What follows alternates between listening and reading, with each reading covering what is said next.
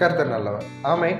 இந்த நாளிலும் யோவான் 16வது அதிகாரம், நான் உலகத்தார் அல்லாதது போல அவர்களும் உலகத்தார் அல்ல அப்படின்னு சொல்லியிருக்கு. யாரை குறித்து யார் சொன்னது அப்படின்னு பார்த்தா, கிறிஸ்துவாகிய தேவன் தம்மை நேசித்த, தம்மை ஏற்றுக்கொண்ட ஜனங்களை பற்றி சொன்னது. அது யாருங்க அப்படின்னு கேட்குறீங்களா? நம்ம தாங்க அது. கிறிஸ்துவை ஏற்றுக்கொண்ட நம்ம இந்த உலகத்தில் இருந்தாலும் உலகத்திற்குரியவர்கள் அல்லங்க. அப்ப நம்ம யாருன்னு கேட்குறீங்களா? நம்ம பரலோகத்திற்குரியவர்கள். என்னங்க, பூமியில தான் நம்ம இருக்கோம், பரலோகத்திற்குரியவர்கள் அப்படிங்கிறீங்களா? ஒரு சின்ன உதாரணம் சொல்றேன். எகிப்து தேசத்துல எகிப்தியரும் இருந்தாங்க, இஸ்ரவேல் ஜனங்கள் தேவனை அறிந்தவர்களும் இருந்தாங்க. இருந்த பிளேஸ் ஒரே பிளேஸ் தான். ஆனா அங்க நடந்த சம்பவம் என்ன தெரியுமா?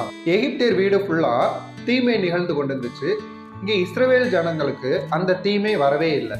என்ன காரணம் அப்படின்னு கேட்டீங்கன்னா, அவங்க உடன்படிக்கைக்கு உட்பட்டு இருந்தாங்க. அதாவது வேதத்துல அந்த பகுதி வாசித்து பார்த்தா தெரியும், அவங்க நிலைக்கால்கள்ல ரத்தம் பூசி இருந்தாங்களாம், ஆட்டுக்குட்டியின் ரத்தம். இன்னைக்கு நமக்காக தேவனுடைய குமாரனாகிய கிறிஸ்துவின் ரத்தம் நம்ம மேல பூசப்பட்டிருக்கு. அப்ப இந்த உலகத்துல தீமை இருந்தாலும் அந்த தீமை நம்ம அணுகக்கூடாதுங்க. இருந்தும் நிறைய தீமை நம்ம வாழ்க்கையில் அணுக தானே செய்யுது. அதுக்கும் நான் ஒரு சில காரியங்கள் சொல்றேன்.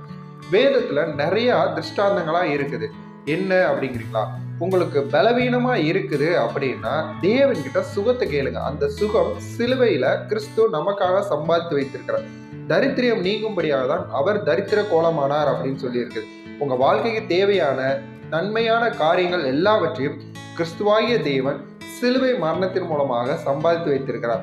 அவர் சிலுவையில சிந்தின ஒவ்வொரு துளி ரத்தமும் உங்களை பாதுகாக்கும்படியாக, உங்களை மீட்கும்படியாக, உங்களுக்கு நன்மை செய்யும்படியாக இருக்குதுங்க. இந்த பூமியில தீமை இருக்கதான் செய்யும். ஆனா அது உங்களை அணுகக்கூடாது. அப்படின்னா கிறிஸ்து சிலுவையில செய்த காரியங்களை நீங்க விசுவாசிங்க, தியானிங்க. உங்களுக்கும் இந்த உலகத்துல இருக்கிறவங்களுக்கும் ஒரு வேறுபாடை நீங்க காண்பித்து கொண்டே இருக்கணும். நீங்க வாழ்கிற வாழ்க்கை தேவனை அறியாத ஜனங்களும் தேவனை ஏற்றுக்கொள்ளும்படியா இருக்கணும். நீங்களும் போய் உலகத்தார் மாதிரி வாழாதீங்க.